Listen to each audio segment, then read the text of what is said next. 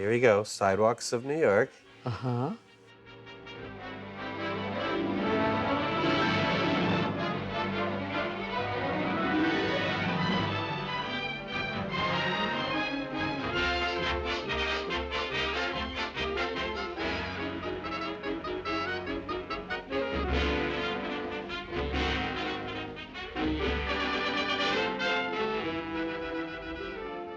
That's the Waldorf Astoria, isn't it? Uh, I don't know. It It could. looks it Did looks it? like the Yeah, Waldorf it to kind me. of did. You're right. Yeah, I think it is. She's back already. Oh, goody. Oh, here's Eric Blore. Oh, good. I always enjoy Eric. Well, he was born in London. I know that. Quite obvious. Ah, welcome home. I'm so And happy. he started out as an insurance agent, of all things. Did some shows in Australia and then got back to England Uh-huh. and did shows and reviews there. And he moved to the U.S. in 1923 when he was about 35 years old. Did you go to Hollywood right away? Well, he did some Broadway plays and eventually got to Hollywood, where he usually played a waiter, a butler, or a concierge. Yes, very British. Yeah, he did 5 Astaire Rogers films, with Shall We Dance being the last one of them. Uh-huh. Some of the other films he's been in are Road to Zanzibar with Bob Hope and Bing Crosby, The Lady Eve with Barbara Stanwyck and Henry Fonda, Sullivan's Travels with Joel McCrea and Veronica Lake, and Fancy Pants with Bob Hope and Lucille Ball. And he had worked with Fred Astaire the first time on Broadway in The Gay Divorce in 1932, and then recreated his same role as a waiter in the 1934 Astaire Rogers film, The Gay Divorcee. Yeah. I think that's so funny how they had to change the name of it, Hugh. Well, they couldn't use gay divorce because they felt it was immoral for a divorce to be gay. Sure. And of course, she doesn't become divorced in that till the end, I think, isn't it, in the film? I believe so. I've forgotten. Yeah, I think so. So it's kind of interesting. Jim, I'm so Of course, they all had such marvelous scores. They do. Oh. If you compare Top Hat and Swing Time and Shall We Dance, you cannot say one is better than the other because they're all superlative. Mm-hmm. But Berlin had the most hits. nothing to tell. His Top Hat had hit parade stuff, Oh, yeah. like crazy. A lot of false, malicious gossip. Well, it's interesting, too, in that Kern, who wasn't really known for writing swing tunes, he knew he had to give them enough material that they could make it swing. Yeah, wasn't he wonderful the way he came through at his Oh, age? absolutely. He understood the idiom so well. Mm-hmm. And don't you love Dorothy Field's lyrics? Oh, yeah. She's such a great lady. Yeah. But I think the Gershwins it's probably the jazziest score. Uh-huh. Well, rhythmically speaking, of Yeah, course. well, it would be, wouldn't Yeah. it?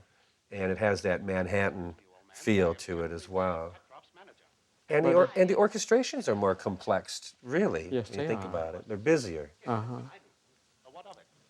I think They Can't Take That Away From Me is one of the loveliest songs of any of the series. What's the one in the current show, The Way You Look Tonight, right. is as beautiful, but not more beautiful. What would be comparable in Top Hat to those two? Cheek to Cheek, I Cheek guess. to cheek, yeah, you're right. And then in Follow the Fleets, probably Let's Face the Music and Dance. Do you want to hear something shocking? Sure. The Academy Awards voted Sweet Leilani the best song of the year over They Can't Take That Away From Me. No. Unbelievable. Isn't that something? Yeah. Yeah. Nobody's interested in what you think, if you do. Well, The Way You Look Tonight, though, did win. Yes, it did. I was glad it did. Yeah. It was a marvelous song. But I don't know. I don't think a Berlin song won from Top Hat. I don't think it did, but No. it sure was on the hit parade week after week. Must have been. They Can't Take That Away From Me was sung by Astaire when Gershwin died. NBC put on a big tribute to Gershwin when he died, and a lot of celebrities did something Gershwin-esque. And Fred sang They Can't Take That Away From Me. And it was the pièce de résistance of the evening. It brought tears to everyone's eyes because they felt he was singing about George. They can't take you away from me. when you're so wonderful. Hmm. The crowds who haven't been on the roof since you left think you are. Must have been quite a shock to get the news. Oh, I'll never forget what it did to the music world. It was a very tragic day. And I think John O'Hara, you know who he was? Yes. Said the sweetest thing ever said about someone's dying.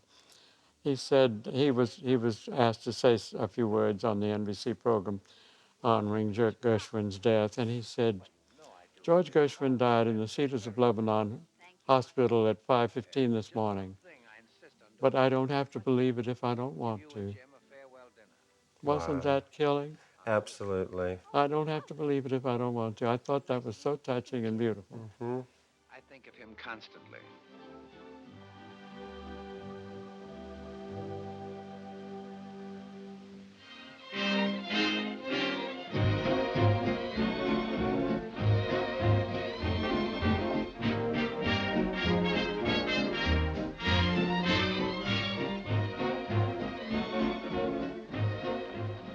We've had our dinner. What are we doing up here?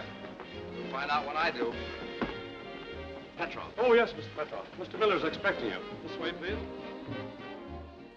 You know, after Shall We Dance, there were two more Gershwin scores. A Damsel in Distress, where Fred danced with Joan Fontaine. And Goldwyn Follies. And Goldwyn Follies. And that during the working on Goldwyn Follies is when George passed away. Uh-huh. And they had to finish some of the score with Vernon Duke doing the music. Oh, did he? Mm-hmm.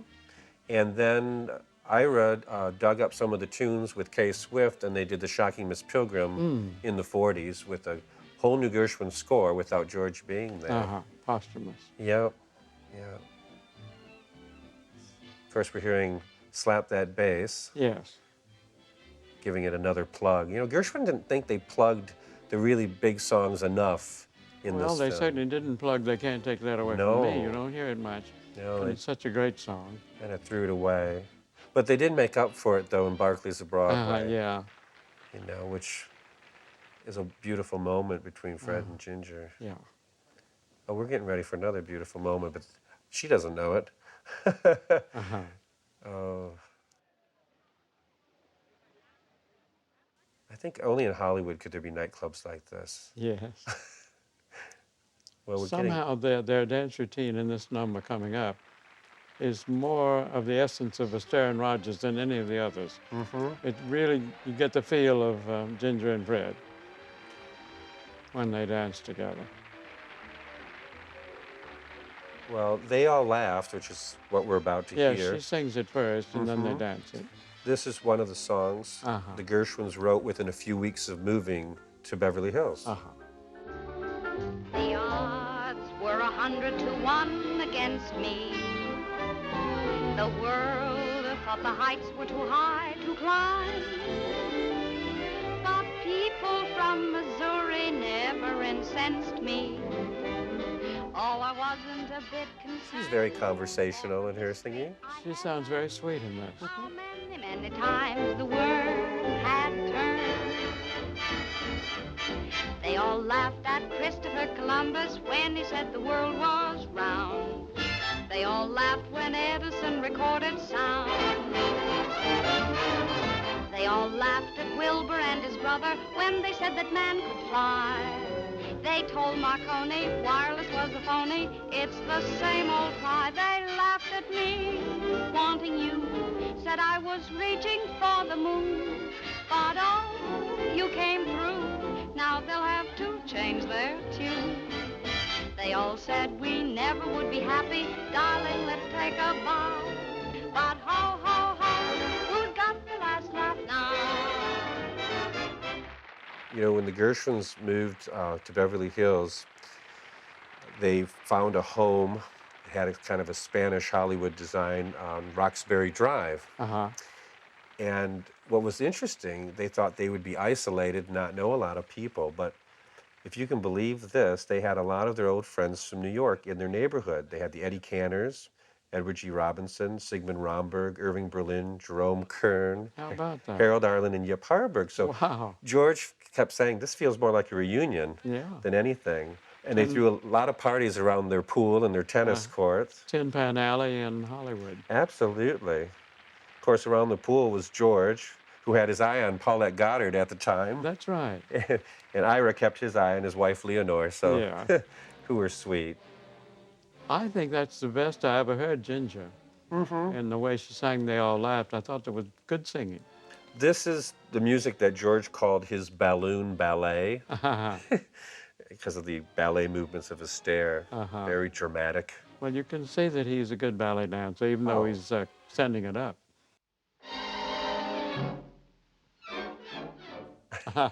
Very funny.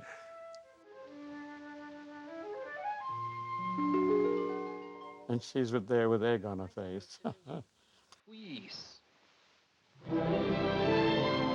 Now here we go with the ballet Now- portion, Uh-huh. giving the tune a little waltz. Yeah.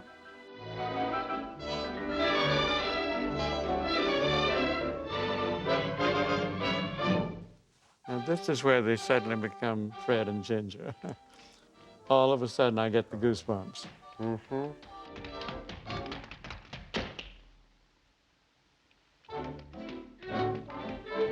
So funny. Very funny. They had several ways of dubbing the taps also back then.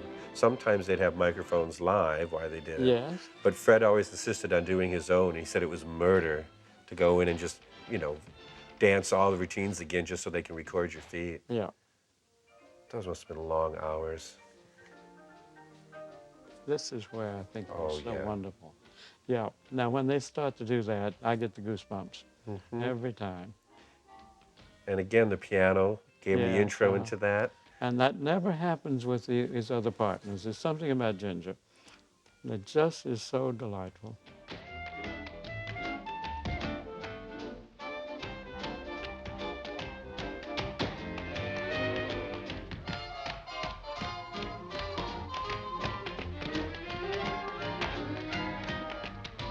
Yeah, and the music will build steam right with them. Yeah. You think Russell Bennett did these orchestrations? Pretty certain of that. Uh-huh. Of course, again, who knows? Shilkret might have had his hand in there Yeah, too it a little doesn't bit. sound like Bennett. It's a little more dancey than I associate with Bennett.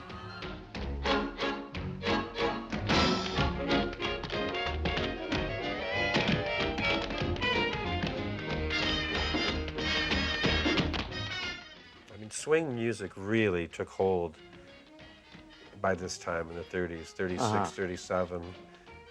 You had all those great musicians that had started playing in the pit orchestras. Yeah, and- Benny Goodman and the rest. Yeah, Red Nichols and Gene Krupa and Harry James, Glenn Miller. Glenn Miller. So many of them played in that Girl Crazy That's pit right. orchestra so with many of them were. Ginger. And then they went on to all have their great bands. And you know who was on piano for Girl Crazy? Who? Roger Eden. Roger Edens, Yeah. of course. He was the pianist. From MGM. and- Uh-huh. And then later he and Arthur did Girl Crazy at MGM. And we just saw that he had that little move where they had spinning her with Yeah. on the finger. Uh-huh. See, again, they're trying to blend ballet and tap. Uh-huh. And it works. It does. And two pianos there. Yeah. I mean, there are pianos all over this movie, Hugh. Uh-huh. Can't forget it's a Gershwin film. Oh, this is great, this little fake. I love that dance. It was real essence of Astaire and Rogers. And another running theme in their films is a show within a show, Uh-huh. kind of. They get a chance to do the routines in front of an audience in the movies and in the movies. Very interesting. Well, they didn't want to mess with something that worked because every time they tried to, they didn't have the results.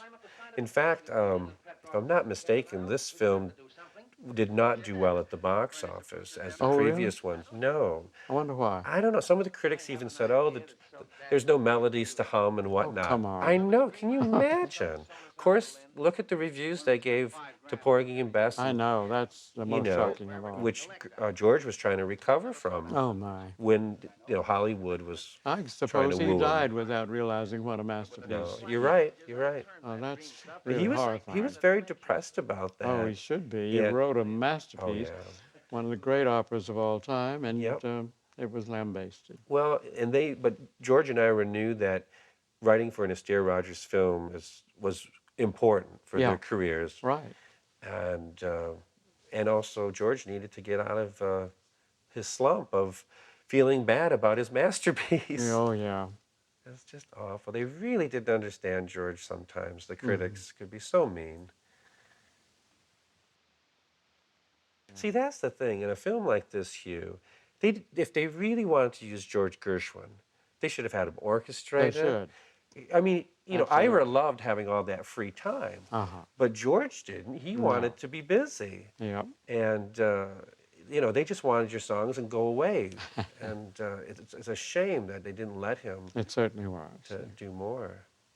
They didn't tap his potential. No, not at all.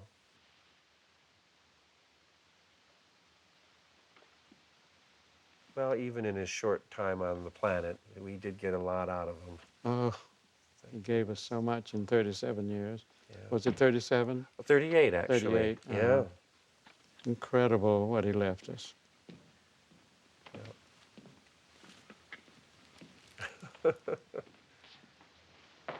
They all said we never would be happy. They laughed at us and how. But ho, ho, ho, who has the last laugh now?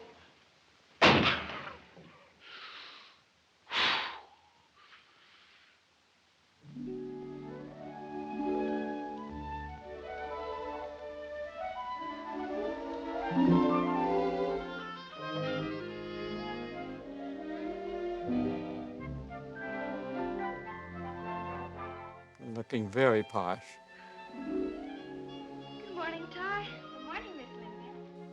Yes, you can't beat the RKO sets, really. It could be Jean Harlow or it could be Ginger Rogers. Or Yes. any one of the blonde goddesses. And they love those breakfast in bed scenes Oh, anyway. always have to have breakfast in bed. Yes.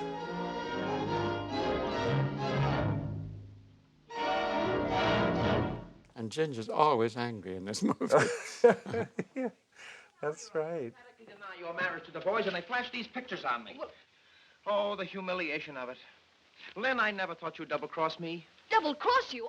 What I'm thinking, Hugh, is that they're very clever, as you and I have discussed before about Fred Astaire, but they're very clever in this movie about utilizing both his tap, jazz, and ballet skills. Yes. And he really is one of the few dancers that could do both. He could do it all. Yeah. Yeah, I mean, besides the singing. Absolutely all. Because so many people in later years, ballet stars, commented on his influence on dance and dancers. And I think it was not only, I think there was a time where George Balanchine and Jerome Robbins were being interviewed separately. Uh-huh. And I think it was even a foreign correspondent, maybe from Russia. He had just finished interviewing Balanchine and asked him who he thought the greatest influence on his work was, and he said Fred Astaire. And after the interview was done, Jerome Robbins came in, and he asked him the same question. He goes, well, I'd have to say Fred Astaire. And the interviewer said, that's what George Balanchine said. I mean, he couldn't believe it, because he's thinking that they would name some ballet person. But he really had that impact. When Jerome Kern was asked who the most important person in American popular music was, he said, Irving Berlin is American popular music. You remember the famous remark? Yes. Well, you might say Fred Astaire is dance. I mean, he personifies it. He really did. Now, Gene Kelly was wonderful, but he was not a threat to Astaire because there's just nobody like Astaire. No. Astaire, Gene Kelly had great energy and great youth and brought some marvelous ideas to the screen, but I don't think anybody can top Astaire. No. Well, and he was such a tough critic of his own work. Oh, he was a meticulous perfectionist. And just, in fact, I read where after filming, I'm trying to think, one of his movies, the whole cast. I think it was one of the Ziegfeld. Didn't he do a Ziegfeld movie, Hugh? Yes, Ziegfeld Follies. Okay, I think it was after that. He did Limehouse Blues Okay. and This Love of Mine. He was on such a schedule, and he was so tireless in his being available to rehearse and go through things over and over. And so nice to everyone in the cast that the entire cast wrote a letter and sent it to the head of the studio saying, basically praising him and saying how it was an honor to work with him. Because I think he was was he in the service as well? Or I did don't think so. I He think was a little too old. I think he he just missed it. But I think he was getting ready to do a big USO tour. Oh, he did USO. Yeah. Right, and so I love hearing that about him because that just says even though he was so hard on himself, he still treated, everyone with the respect as far as the cast and whatnot. Oh, the editor. Well, listen, you and that... Well, he said he was retiring after he did Blue Skies. That's right. There's that famous story, I don't know if it's true or not, that he took his toupee and threw it on the ground and stomped at it and said, I don't have to wear this anymore. That's cute. But it wasn't long after that, he was back on the set for another film. Yeah, he had about a lot of trouble retiring. Oh, yeah. The Easter Parade came along unexpected. Right. And Right. no one ever mentions Finian's Rainbow. Yeah. And I think that's because he wasn't very good in it. Sure. Yeah. It's one of the few times he struck out, I think. Mm-hmm. Well, the way they filmed dance sequences by the 60s and 70s was totally different than the way... It was a terrible picture. Oh, yeah. And it was so great on Broadway. Absolutely. Well, he was really one of the pioneers on establishing the dance shot, which meant keeping the whole body in the frame. Yeah. But later on, by the 60s especially, they were expecting all these editing to show reactions and things and all the different angles rather than letting the dance... That's right. Big mistake. ...tell the story. Yeah. And it's so important. You have to trust that the choreography and what's going on is going to hold the interest. Yeah. But, so hats off to him for really, we get to see his number intact. Yep. I bet you're like me, and fast edits drive you crazy in a musical number because you can't focus on anything. That's right. And you can always focus on their numbers. I'm glad to see you, Mr. Montgomery. Linda, the editor said he'd be very happy to retract his statement. But how about those... Well, the director, Mark Sandrich, he was born in New York City in 1900, went to Columbia University and started working in films in 1922 as a prop man, of all things. He worked his way up to directing comedy shorts by 1927, but he hit it big when he directed 5 of the Astaire Rogers musicals. Which one did you do first? Well, The Gay Divorcee, followed by Top Hat, Follow the Fleet, Shall We Dance, and Carefree.